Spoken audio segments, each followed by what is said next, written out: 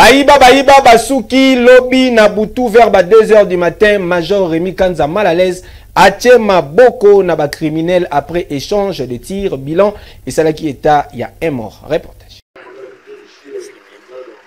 Oyo bozali komona bavandi lokola chukuma na chukuri boye bazali batwa mabe, veut dire ba criminel baya krima. Oyo bazali konyokola batu mikolo, oyo bazali koopérer na ville province ya Kinshasa.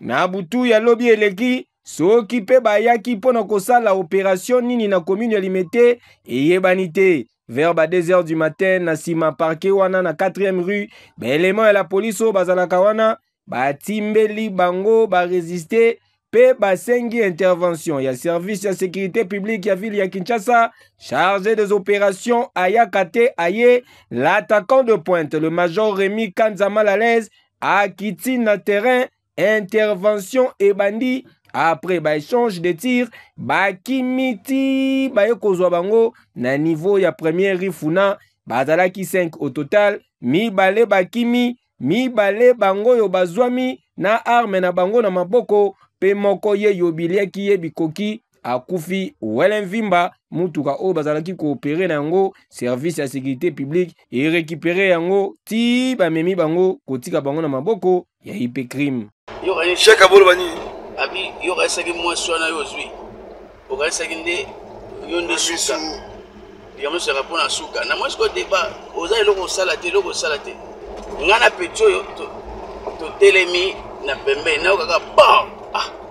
mama byanga longola car ngape na poti ngai ne mna zaiki na bango baba na pecho na sima